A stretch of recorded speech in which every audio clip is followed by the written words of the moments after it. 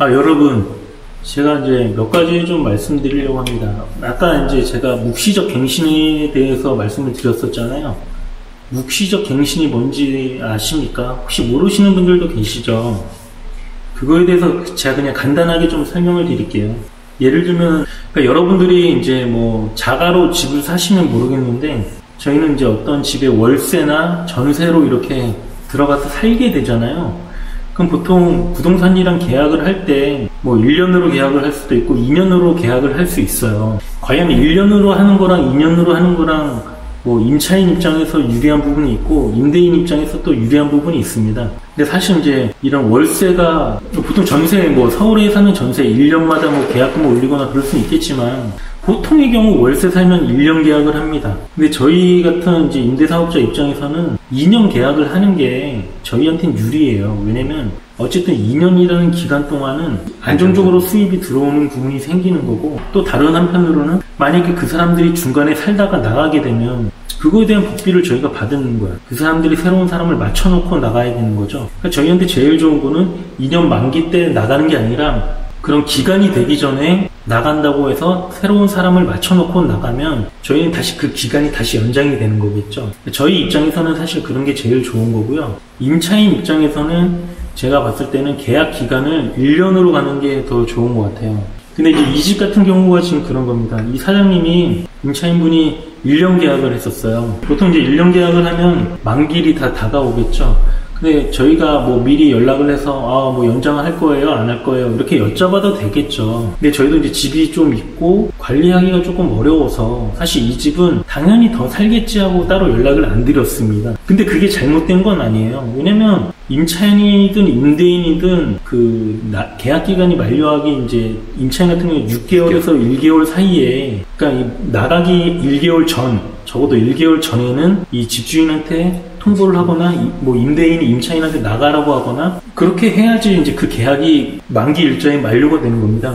근데 여기 지금 사시는 분이 오늘이 며칠이냐면 10월 27일이에요. 근데 저한테 나간다고 언제 연락이 왔냐면 10월 11일에 연락이 왔어요. 뭐라 연락이 왔냐면 저희 계약 기간이 이번 달입니다. 계약 끝나는 날짜로 이사 갑니다. 이렇게 연락이 온 거죠. 근데 사실 제가 이제 그 상황에서 사장님한테 크게 뭐라고 하지는 않았어요. 제가 뭐라고 했냐면 너무 늦게 말씀해 주셨네요. 한 달도 안 남았는데요. 계약상으로는 계약 연장입니다. 새로운 분을 구하고 나가셔야 하는 게 맞아요. 이렇게 갑자기 말씀하시면 저희 입장도 난처합니다. 우선 부동산에 내놓겠습니다. 제가 뭐 처음부터 그렇게 따지고 하면 더 얼굴 붉히니까 일단 처음에 그냥 좋게 그렇게 얘기를 했죠. 그러니까 이분이 뭐라고 하냐면 다음 달인 줄 알았어요. 죄송합니다. 먼저 재계약 말씀하실 줄 알았어요. 그래가지고 이제 오늘 나가는 날이 됐고 어제 저한테 전화가 왔더라고요. 이제 내일 이사 나가니까 이제 보증금을 빼달라 이렇게 얘기를 하시더라고요. 근데 이제 여러분들이라면 어떻게 하시겠습니까? 만약에 집주인이에요, 여러분들이. 근데 갑자기 2주 전에 살던 사람이 나간대요. 그럼 아이고 그동안 잘 사셨으니까 잘 나가시고요. 제가 보증금이랑 다 돌려드릴게요. 이렇게 하실 겁니까? 그러면 우리나라에는 다 천사밖에 없겠죠. 근데 이게 여러분들도 아시겠지만 이게 사업입니다, 사업. 이게 뭐 우리가 그냥 마음씨 좋은 임대인만 되는 게 아니고 결국에 그렇게 하면 그걸 이용하려고 하시는 분들이 더 많이 생기더라고요. 그래서 어느 정도 칼같이 좀 잘라줘야 될 부분은 좀 잘라줘야 되는 게 좀 필요해요. 그러니까 제가 이제 어제 그분이랑 통화하면서 뭐라 그랬냐면 얘기를 했죠. 제 입장을 명확하게 이분한테 얘기를 해야지 이분도 이해를 하니까. 아니, 사장님 이거 너무 하신 거 아니냐고 제가 그랬어요. 이사 나가시는 건 나가시는 건데 지금 저희는 이제 뭐 바로 보증금을 안 드릴 건 아니지만 지금 갑자기 그렇게 나가신다고 하면 저희 입장도 난처해진다고, 갑자기 월세 들어온 거를 못 받게 되는 것도 있고 지금 계약성으로는 이미 묵시적 갱신이 된 부분인데, 근데 이분은 이제 그런 거야. 아니 집주인도 나한테 얘기를 안 했고 자기도 나한테 얘기를 안 했으니까 서로 잘못이 있는 거 아니냐 이렇게 저한테 따지더라고요. 근데 저도 이제 좀 언성이 높아졌죠. 제가 사장님한테 거짓말을 하겠냐. 우리 법상으로는 임대차 계약에 이런 부분이 있고 묵시적 갱신이라는 부분이 있다. 그래서 묵시적 갱신이 된 거고 그럼 집주인이 나한테 얘기를 해야 되는 거 아니냐. 뭐 이런 식으로 이제 따지는 거죠. 그냥 말이 안 통하는 거예요. 계속 이제 언성만 높아지고. 그래서 제가 사장님한테 그랬어요. 적어도 사장님 제가 법상으로는 묵시적 갱신이 되면 사장님이 나한테 그냥 나간다고 얘기를 하면 제가 3개월 뒤에 사장님한테 보증금을 빼드리게 법상으로 되어 있다. 근데 이분은 이제 그거를 인정을 안 하는 거죠. 그래서 제가 그랬어요. 제가 사장님한테 처음부터 보증금 3개월치 더 받는다고 말씀드린 것도 아니고 사장님 입장, 제 입장 생각해서 월세 제가 한두 달치 내는 거에 대해서 여쭤봤는데 그렇게 저한테 화를 내시면 어떡하냐. 제가 말이 안 통한다. 사장님 일단 집 근처나 부동산 아시는 데 있으면 전화해서 제가 말씀드리는 부분이 맞는지 안 맞는지 일단 확인을 먼저 하고 저한테 전화를 하셔라. 이 얘기를 했어요. 부동산에 전화를 했나봐요, 이분이. 근데 이제 그 부동산에서 엉뚱한 말을 하는 거죠. 아, 지금 뭐 계약 기간이 얼마 남았고, 미리 이전에 얘기했으니까 그 며칠만큼의 뭐 월세만 내면 나가도 되는, 말도 안 되는, 그냥 그 부동산에 일하는 그 직원이 제가 볼 때는 아예 기본 지식도 없는 사람이었어요. 말도 안 된다. 저한테 전화 왔더라고요. 그럼 말도 안 되는 거다. 그분 그거 알지도 못하고, 아, 자기는 뭐, 그게 맞다. 막 저한테 이렇게 얘기를 하더라고요. 근데 내가 아무리 설명해봐야 이분이 이해를 하겠냐고요.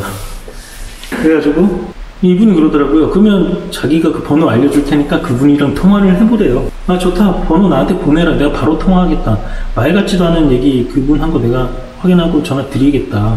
그러니까 이제 전화 끊더라고요. 번호 이제 보내겠다고. 근데 번호를 안 보내시더라고요, 처음에. 몇 분 뒤에 다시 전화가 왔어요. 그러니까 이분이 이제 그분한테 다시 전화를 했겠죠. 왜냐면 제가 법의 어느 부분에 이렇게 나오고 명확하게 제가 설명을 해드렸으니까. 근데 이제 전화 와서는, 아, 뭐 그 부동산 그분이 뭐 자기 말이 맞는데 뭐 그런 거는 뭐 법률사무소 가서 한 번 더 물어보라고 뭐 이렇게 얘기했대요. 말 같지도 않은 거죠. 그래서 제가 사장님한테 그랬어요. 사장님, 제가 뭐 사장님한테 이거 가지고 거짓말을 치겠냐고. 그리고 나 이거 가지고 막 대상 사장님이랑 얘기하기도 싫고, 사장님이 원하면 제가 그 법조문 그냥 지금 바로 문자로 싸드릴 테니까 그분한테 보내드리고 다시 한번 해라. 그러니까 이분이, 제가 말씀드린 부분을 대략 이제 어느 정도 인지를 하셨어요. 법적인 부분을 계속 말씀드렸으니까.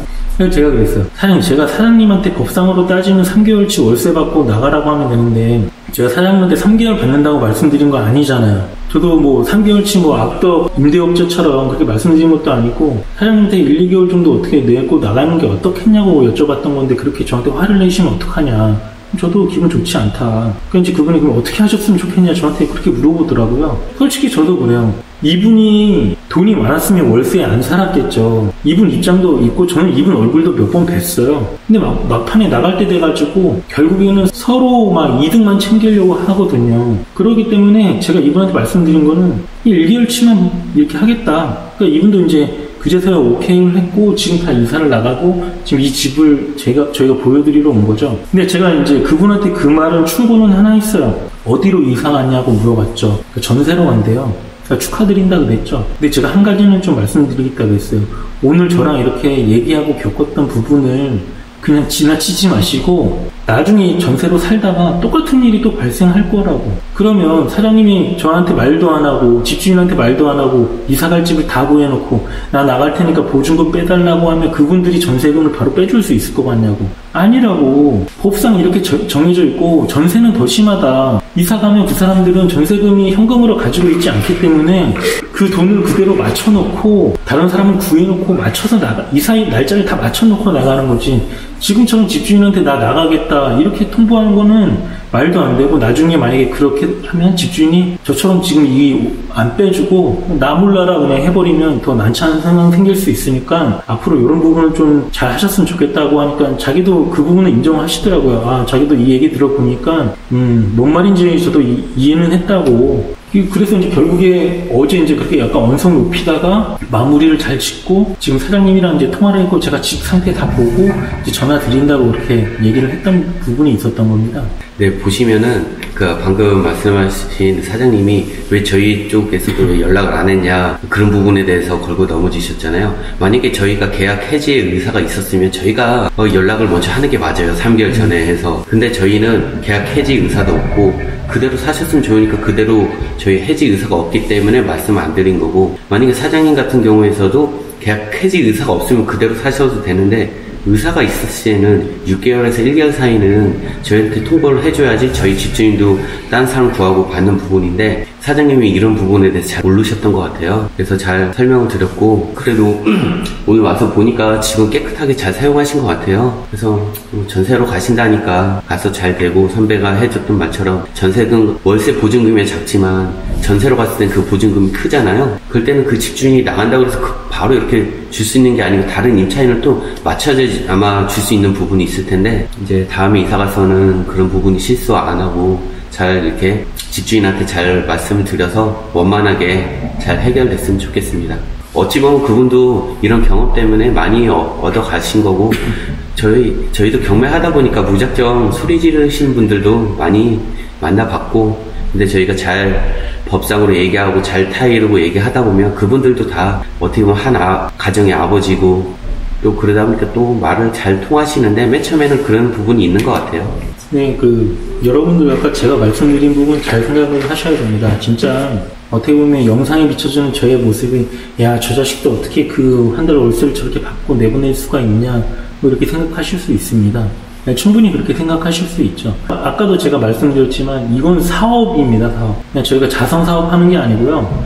저희가 이득을 보기 위해서 경매를 하는 거고 지금 이런 사업들을 이어나오고 있는 거잖아요. 사업을 이 감정적으로 그냥 좀 어려운 사람들은 무조건 이렇게 하고 저희도 어려운 사람들한테 충분히 다 잘 해주죠. 근데 이제 저희가 기본적으로 지켜야 될 부분이 있는 거고 그 부분만 서로가 이 부분만 문제가 없다면 저희는 지금 다른 사람들이랑은 하나도 문제없게 이렇게 나간 게 없어요. 다만 이제 여기 살던 분이 그런 법적인 부분을 아주 기본적인 부분인데 이제 그런 걸 잘 모르시다 보니까 이제 이런 문제가 발생한 것 같고 제일 중요한 거는 법을 모른다고 해서 이 사회에서는 인정해주지 않아요. 법을 몰라서 나는 몰랐다고 하면 그냥 그 사람은 그렇게 살아야 되는 겁니다, 진짜. 다른 사람들은 법이라는 게 다 있고 그걸 지키려고 하고 모르면 공부를 해야 되는 부분이 있는 거죠. 그러니까 특히 지금처럼 어느 집에 월세로 들어가든 전세로 들어가든 나는 법을 몰랐으니까 법원에 가서 나 이거 몰랐으니까 그냥 한번 봐주세요 하면 그거 누가 봐주겠습니까? 명언이 하나 있습니다, 여러분. 법을 해서 공부하신 분이나 기본적으로 아셔야 되는 게 법에서도 권리 위에 잠자는 자 보호받지 못한다라고 정확하게 명시가 돼 있고 그리고 그런 기본적인 권리는 정말 뭐 지금 현재 월세를 사신 분이건 전세를 사시는 분이건 알고 가셔야 되는 부분이 있는 거예요. 법원에 간다 그래도 그 해당 권리에 대해서 다 공표를 해놨고 찾아보면 알 수 있는 부분을 너네가 활용하지 못한 거에 대해서는 보호받지 못한다라고 정확히 돼 있으니까 그 부분 하여튼 뭐 공부가 잘 되어 있어야지 되는 부분인 것 같아요. 기초적인 공부가. 요즘에 저희가 이제 자꾸 공실이 생기고 집이 맞다. 저희 예전에 500에 75 받던 집 있잖아요. 그 집은 3일 전인가 그 새로운 임차인 맞춰줬습니다. 그러니까 학생은 아니고 이 학생들이 한번 집을 보고 갔는데 이 학생들이 그 다음날에 결정을 해야 되는데 마음에 들어 한대요. 그 부동산 보신 분이 마음에 들어 하는데 얘네가 이제 부모님한테 얘기하고 해야 될 부분이 있었고 근데 그날에 또 다른 분이 한 분 또 집을 보셨어요. 그래서 이제 제가 그분한테 부동산에도 얘기를 했죠. 다른 분이 집을 보시니까 결정을 좀 빨리 해라. 그래가지고 그렇게 얘기를 해놨는데 그날 보신 분이 그날 계약을 했고 그날 들어왔어요. 근데 웃긴 거는 그 다음날 그 학생들한테 연락이 왔죠. 집에 들어가겠다고. 계약하겠다고. 근데 이미 늦었죠. 근데 이제 저희가 요번 일을 겪으면서 느낀 거는 그 집이 인하대에 있는 거잖아요. 2학기 수요가 너무 없다 보니까 그 집이 지금까지 안 나갔던 거예요. 안 나가다가 지금 이사 시즌이 좀 오고 그러다 보니까 지금 계속 연락이 지속적으로 오고 집 보러 가는 사람들도 계속 생겼어요. 그러니까 집이 안 좋았던 건 아니고 집은 괜찮은데 수요가 진짜 없었던 거였죠. 결국 이제 그 집이 나가서 저희는 이제 약간 숨통이 트이고 다행이다 이렇게 생각을 했는데 갑자기 공실이 또 생긴 거죠. 근데 저희가 이렇게 계속 공실이 생기는 이유는 뭐냐면 옛날에 경매를 저희가 했을 때 그 단기간에 이런 걸 많이 받아버린 거예요. 그 시기가 다 비슷하겠죠. 이걸 1년에 2개 받고 1년에 2개씩 받았으면 이 시기가 띄엄띄엄 있을 텐데 저희가 공부를 하면서 집중적으로 집을 받고 월세 세팅하고 집 받고 월세 세팅하고 이걸 하다 보니까 이 시기가 많이 겹쳐요. 그러다 보니까 약간의 부담은 됩니다. 그러니까 보증금이 많은 그런 월세집들이 나가면 당장 저희가 뭐 보증금 어떻게 끌어오면 뭐 돈 끌어서 그분한테 보증금 다 드릴 수 있는데 저희가 투자를 하려고 계획을 다 잡아놨던 돈들을 지금 빼야 되는 그런 상황이 생기는 거잖아요. 약간의 심적인 부담이 분명히 있어요. 그러니까 월세를 못 받고 그게 아니라 보증금을 빼줘야 되는 거, 투자금을 빼줘야 되는 그런 부분이 약간의 그 부담이 분명히 있고, 저희가 지금 청주에 집이 보증금 1,500만 원이 들어와야 되는 집이 있는데 아직 그게 안 들어왔죠. 지금 이 집은 500에 55 받던 집이에요. 그럼 500만 원이 또 나가죠. 그 다음에 저기 또 평택에 있는 집이 또 이제 이사 나간다고 또 왔어요. 거기 보증금 또 1,000만 원입니다. 그럼 얼마예요? 벌써 3,000이죠. 보증금 3,000만 원이 지금 필요한 거예요. 좀 여러모로 좀 약간의 스트레스, 지금 사업도 하고 있지만 그런 부분에 대해서 스트레스를 받지 말아야 되는데 이것저것 조금 일이 잘 안 풀리는 부분이 없잖아 있는 것 같아요, 지금. 지금 갑자기 세입자분들께서 어떤 저희가 받았던 시점이 비싸다 보니까 이렇게 나간다는 시점도 비싸게 맞아 떨어져서, 왜냐면은 그 3,000이라는 돈이 작은 돈이 아니잖아요. 어떻게 보면 저희가 계획대로 해서 온라인 무역도 하고 이걸 어떻게 굴려서 계획을 세워놨는데 그런 돈을 내주면서 저희의 다음 계획이 미뤄질 수 있는 부분이 있어서 그걸로도 약간 스트레스 받는데, 저희가 뭐 지금 현재 할 수 있는 거는 최대한 또 그분들 나가신 다른 분들을 빨리 받을 수 있게 뭐 피터팬에 올리든 부동산에 내놓든 해서 빠르게 메워서 이제 저희가 생각한 계획대로 갈 수 있게 만들어가는 과정이 중요한 것 같아요. 제가 보기에는 이런 고민들도 많은 집주인분들께서도 경매로 낙찰받으신 분들도 이런 똑같은 고민을 할 거예요.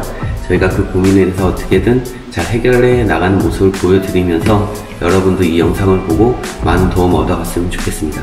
예, 여러분, 아무튼 뭐 저희는 뭐 할 일은 다 한 것 같고요. 아무튼 스마트 스토어 얘기를 잠깐 하자면 완전 쉽지는 않은 것 같아요. 쉽지는 않은데 저희가 포기하지 않고 계속 지금 뭔가를 하고 있습니다. 그 부분에 대해서 좀 성과가 나오면 저희가 영상으로 찍어 올려드리고요. 야, 쟤네들 뭐 결국에 스마트 스토어 포기했다 그렇게 생각하지 마십시오. 저희는 계속 하고 있고 올해 안에 뭐 200만 원을 만들겠다고 했는데 한번 그래도 열심히 해보겠습니다. 확실히 경쟁이 많이 치열해져서 그 부분에 대한 약간 고민은 있는데 안 되지는 않을 것 같아요. 포기만 하지 않는다면? 뭐 저희가 단돈 얼마라도 그런 온라인 무역을 통해서 받거나 스마트 스토어에서 받았을 때 한번 저희도 솔직히 말하면 빠르게 매출 인증해서 여러분들한테 보여드리고 싶죠.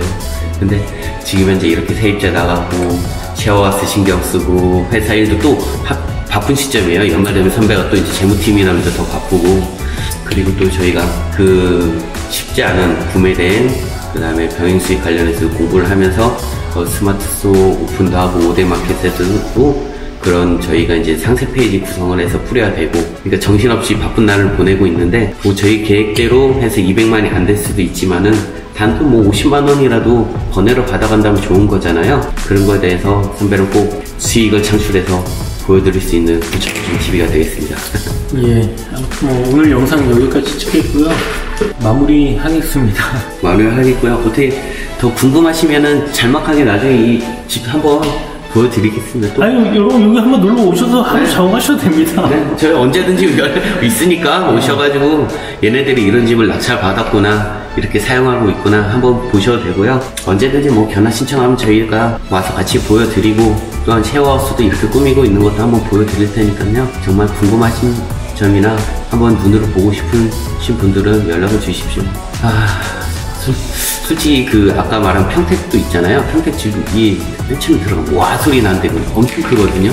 그 집 한번 나중에 보여드리고 싶어요. 네, 보여드리고 싶고. 한번 가야지. 네. 가야겠다. 언제 12월에 빠지면 그때 한번 내려가죠. 날 잡고 한번 보여드리고. 정말 집 크고 좋거든요. 저희가 맨 처음 1호점을 낙찰받고 막 청소를 하고 있는데 세를 내니까 다른 사람들이 와서 막 보고. 거의 한 40평 아니야 진짜? 그죠? 아파트로 치면 40평? 30 너무 커요. 36평? 뭐 그 정도 되는 것 같아요. 예전에 저희 부모님이 그 집 보고 여기서 살고 싶다고 막 그러셨거든요. 근데 너무 커요, 두 분이. 하여튼 영상에 한번 담아볼 수 있도록 하겠습니다. 아무튼 뭐 다음에 또 영상 찍도록 할게요.